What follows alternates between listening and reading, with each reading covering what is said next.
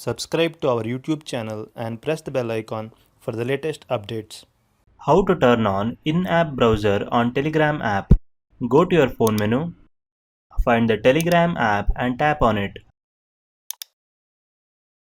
Click on the left menu. Now go to Settings. Under Settings section, tap on Chat Settings. Scroll down. Under Settings section, toggle the button next to in-app browser to turn it on.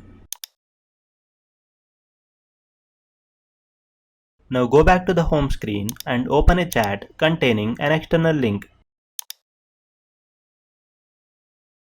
If you click on the link, it will open within the Telegram app itself.